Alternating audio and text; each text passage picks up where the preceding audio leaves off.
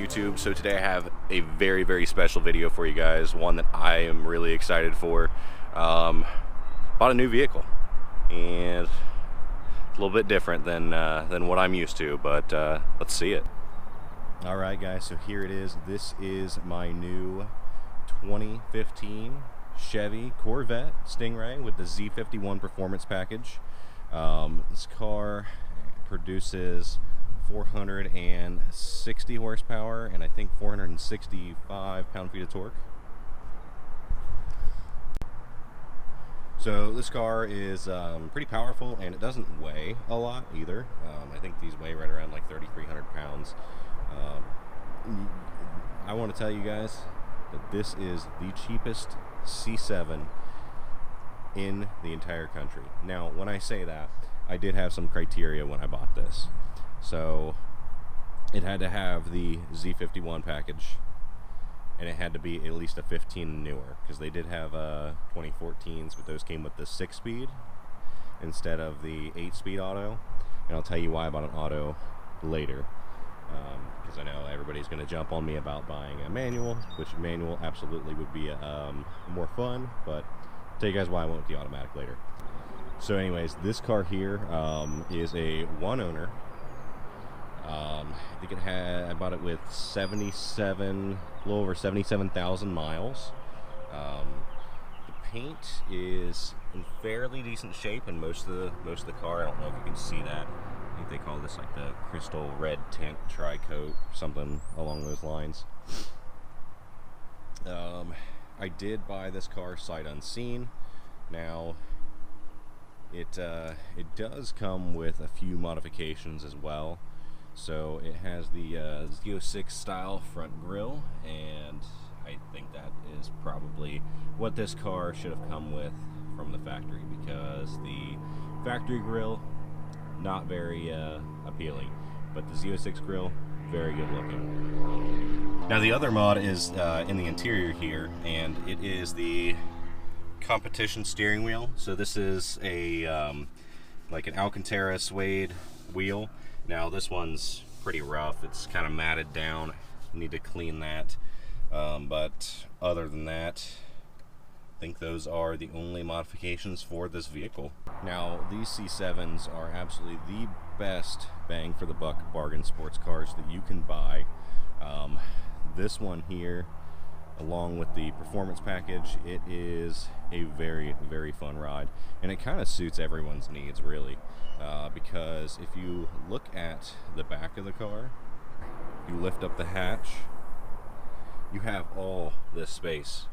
Now you can fit a few suitcases, a few sets of golf clubs, anything that you really want, you could fit in here. The hatchback design makes it so easy. Let me go to the side profile here so you can see just how much space you're actually getting in that. Very easy to get in and out of here.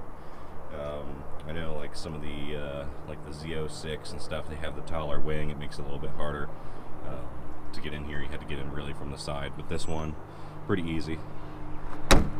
Now the next thing too is the roof actually comes off here. Now they did make these cars as a coupe and a convertible, but all the coupes are actually pretty much convertibles anyways, because they all have the removable top panel. So this roof panel, it actually takes about 30 seconds to take off, and maybe another 45 seconds to put back on. It's held in. Let me get in here. It's you have these handles here that lock and unlock the panel, and then go to the back, and you also have this piece here. Push that forward, and then you can push up on the panel to release it. We're not going to release it right now, so I'm just going to lock that back in place and make sure that everything else here is locked. Now I know what you're thinking, how was a one-owner C7, a 2015, with the Z51 package, with only 77,000 miles, the cheapest C7 in the country? Well, it didn't come without some flaws. So when I bought this car, the driver door speaker was pretty rough. It would crackle even if the radio was off. So it was pretty terrible to listen to, and you couldn't avoid it because even if you turned your music completely off, turned the radio off, you would still hear it. Now the other thing was it had a vibration. Whenever you would give it some throttle, it would have a rough vibration, but only when you were giving it, you know, a solid amount of throttle. You didn't have to floor it, but you know, once it would downshift a few gears, it would have a harsh vibration. So like right here, there's like some scratching and paint fade. I don't even know what you'd call that.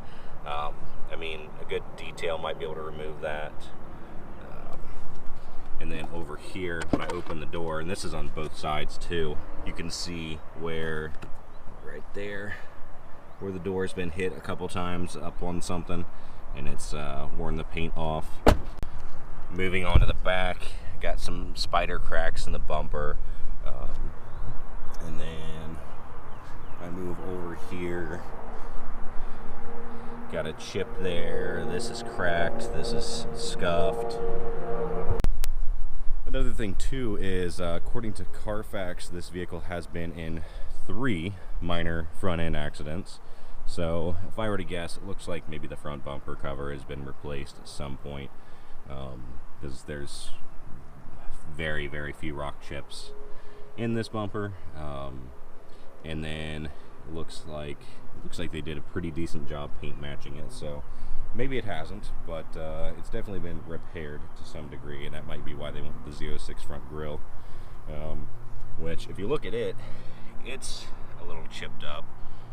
Probably could use another coat of paint, or I don't even know how much these are. These might be cheaper to just replace. And you see it's cracked in some spots. It's just missing a piece right there, cracked there, cracked there. So now I'm sure you guys want to know what I paid for this car. Seeing as I bought it sight unseen with everything that was wrong and everything that was modified on the car, I got this vehicle for $41,000, and in 2022, that is a hell of a bargain. All right, thank you guys for watching. I'm going to be making more and more videos of this car, so if you have any suggestions, please drop them down below, and then don't forget to like, subscribe, and comment anything that you may want to see.